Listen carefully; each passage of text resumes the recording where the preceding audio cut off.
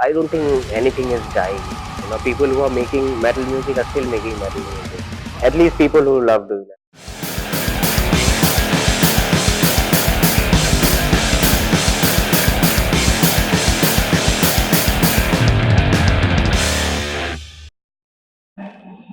Welcome everyone to the first edition of Let's Talk Metal. Today with us we have Mr. Biswarup Gupta.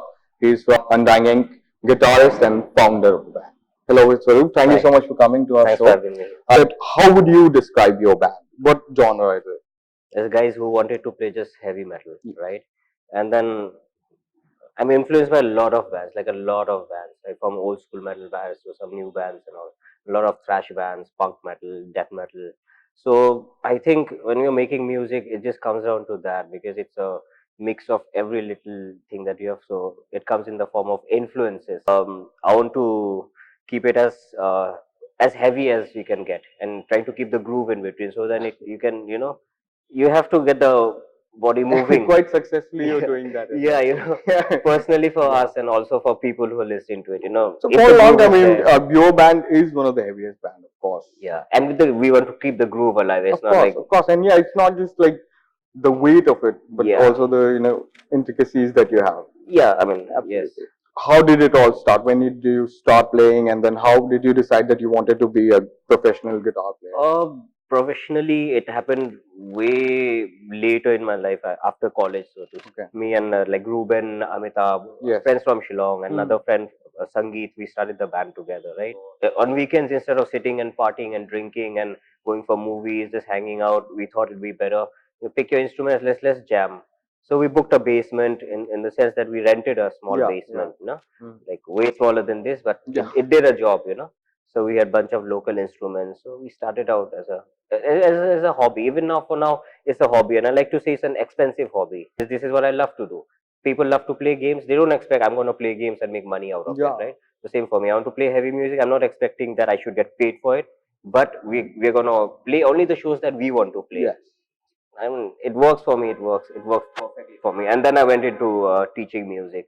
So before that, I was into graphic designing and websites, stuff like that. Yeah. The seven-string guitar. Yeah. So what pushed you? Maybe you can talk about the bands or the musicians. Yeah. Especially after watching bands like, I mean, listening to music by Meshuggah, especially, Yes. That band. And since I always loved heavy music, right? So that extra string for me, I figured that extra string is gonna be a little bit more heavy for the guitar. So that was the purpose. I have one more entire string to work on, and chordal wise, I have, since I'm classically trained also, so that'll help me in getting a whole bunch of notes again at a lower octave. So I thought that might work. So I played it. The moment I played, I knew that that is the sound that it could make the Undying sound go a little bit more heavier. So when you have been playing a seven-string guitar for a long time, Right. So do you think about adding more strings, maybe? No, right now I'm trying to figure my seventh string out. Yeah. Absolutely. All right. So you have been playing music for a long time. You've been doing other work. You've been extremely active. I wanted to talk a little bit about your martial arts as well. Right. And that is also one of the things that you have been doing. It's a very important and I think a very prominent part of your life. Right, it is. So how did you start doing that? And See, martial arts came into my life way before music. Okay. I think I was in probably in class 4 or 5 when my father showed us the movie Kickboxer by Van Damme. That totally flipped my life and my elder brother's life. How old were you then? I was in class 5. Class 5. Yeah, I was a kid. Yeah. In Shillong, right? And English music plus martial arts and Bruce Lee, Jackie Chan, Van Damme, that sort of thing is used to be big there. Yeah. In the Northeast, right? So I saw the movie and this is, oh, I want to like kick like that. I want to punch like that. And that is when we actually started like trying to learn little bit of kicks and like little bit of kickboxing, little bit of Muay Thai. Went to a teacher, one of my dad's friend in Shillong. So learn a little bit there. And that has since then we've been into like trying to stay fit, trying to be healthy, health is well, that sort of a thing. Try to eat right, try to stay healthy, try to stay in shape basically. So over the years and after I left Shillong, I did it for a while, but during the 20s, after the band formed, my health went down because it was too much of rock and roll, It's too much of rock and roll, if you know what I mean, right? So then health wise, like I was not caring too much about like, doing push-ups or squats, any of that. So but on and off, I was like still into that. But it's only when I found CrossFit Fight Club couple of years back with my another friends. We joined that and then got into jiu-jitsu. Yeah. So I've been doing that for a while now, Yes. and did a little bit of MMA with Jason Solomon. He's also well known in the Indian fighting circuit. So yeah, so it's been there. It's been there for a. It's been there for a long time now. It's gotten serious into this like on. It's been And also, it's few also years. very rock and roll, I think, Yeah, it is. It is. in Yeah. its own particular way. Exactly. Yeah. In fact, you know Sepultura, the Yes. band, right? So I think one of the video from the Roots album, Yes. Attitude, that had the Brazilian Jiu-Jitsu Yeah. Gracie brothers in it. You know, that was my first introduction. Okay, there's something called Jiu-Jitsu. Otherwise, it makes sense. So did you watch that video? Were you more, I watched that video just because of Sepultura, not because of Jiu-Jitsu. Yeah. Jiu-Jitsu. Later, like, oh wow, Jiu-Jitsu was Yeah, there so in you that were video. able to relate to it even Yes, more. Then. exactly. Yeah. Absolutely.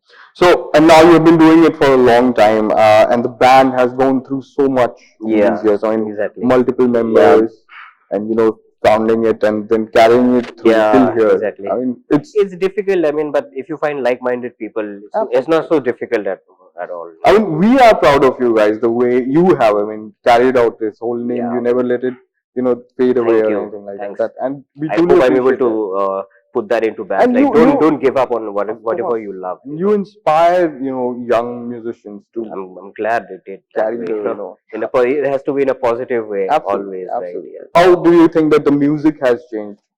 Oh, I think it's because as musician we develop over the years.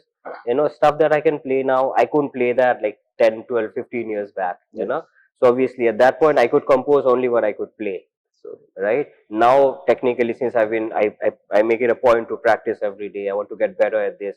I know 10 years down the line I'm going to get much better if I live that long, right? Which I will, I guess, yeah, right? of course. So so technically, musically, we get better at your instrument. So your work tends to kind of show that. Yes. So your art will show how much you have practiced or not practiced. Certainly. So I guess that's the only thing that musically has changed because the intention is to make heavier, more nasty, more mean sounding. So again, we get more ideas as we practice to get that sound out of the guitar and effects and whatnot. There's so many it's a wonderful time for musicians and artists and right now to have internet, to have Certainly, yeah. They can connect it. you have an alternate media going on. You don't have to depend on and the the mainstream. distance is cut. Yes, And exactly. You It's can, beautiful. work with anyone you want. Exactly, that's the point. I had the same thing with Rolling Stone and RSG. They were asking me how will it be possible for people to be in different parts of the country. I was like, everything is possible. Why People is it are not different possible? parts of the world for that. People make business work like that. Yeah. People make business work. A US company have their stuff here. Chinese have all their stuff here.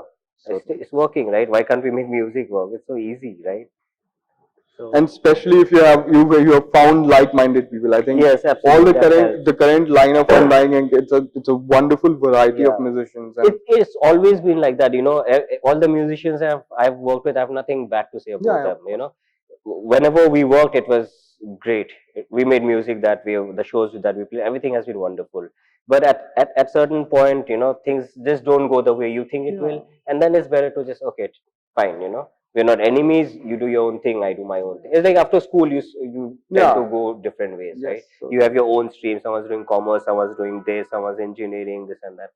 So and it's just a part of life. It's just a phase that kind of goes on and on. Everyone I'm not too touchy about these things. So I just wanted to say that everyone has the freedom to change. Exactly. There are different things that happen to different people. Different people are of different kinds. So when you talk about those kinds of things, people do change after a while. So they might, enjoy doing the same thing, or they might. That's why I said, right, people have, you said it, like people have the right to choose. What you like now, you might not like it like 10 years later. Same thing with food also. Your food habits might change, your lifestyle changes. Everything changes. So I don't think why this should be such a big hue and cry. Like there's nothing to be sad or feel bad about. Like members change. It's a part of life. It's a phase. Things have to just move forward. So nowadays when we sit with our friends or people who like similar kinds of music, there's a lot of whining or sometimes anger about the kind of music that is being produced in today's contemporary pop genre. Also. The popular music, not particularly pop as a genre, but the kind of music that is very popular. And we have seen the Delhi music scene. I mean, I have been watching everything and playing shows once in a Hmm. while for the last decade. And Right. in last 6 to 7 years, things have drastically changed. Right. The kind of shows that used to happen, the kind of musicians, It's that were gotten less, right? absolutely. I Yeah. mean, it feels like sometimes, or a lot of people argue that Hmm. metal is dying in Hmm. Delhi, particularly, if you say. So, what are your thoughts about I don't think anything is dying. You know, people who are making metal music are still making metal music. At least people who love doing that. Like for me, I'm still making songs. Like we're working on the next Undying album as that? well. So I think in terms of shows and all, probably that is kind of gone down. But nothing is dying, honestly speaking. Hmm. Because people who love listening to metal, I'm sure you wake up and you'd want to listen to Tornado of Souls, man. Absolutely. Yeah. You wake me up at 3 a.m. at night, put on mouth foam, and I'm gonna blast it out. You know. So people who like that are still gonna like that. But Certainly. it probably in terms of shows and so I guess this is how it's connected. When shows don't happen, bands feel yeah, there's no show happening. What do we do music for? Because if you're releasing an album, then who's gonna buy your album? Who's gonna listen? So I guess it's a circle which goes like it's there. But these days, I think you can make music. You can put up your music online. You can spread your music around. It's much better. But in terms of shows and all, obviously, I think it has gone down here. But I don't think abroad anything Yeah, has yeah, no, gone no. down. There, Yeah, there are bands coming up every day yeah. and different So kinds I of. don't think it's that. In terms of shows, probably it's become quite a dead scene. Yeah. And then obviously there's no money involved. Most of the bands Yeah. would complain there's no That is the money. biggest challenge in a way, Yeah, if you yeah, see. yeah. So everyone gets paid except for the artists and musicians. You know that sort of a thing. I mean, what are you going to do about it? We can just fight it, Yeah, try and fight exactly. You it, know, so my point being, I'm not bothered about whether there are shows, whether everyone's gonna listen to the music or not.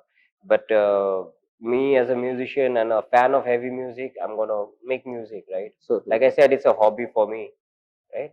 I don't expect people to come and sit and watch me play games, Yeah, right? absolutely. Like I always go back Yes, to the gaming thing. Same with martial arts. I like it because it helps me stay fit and be certainly. happy about my life.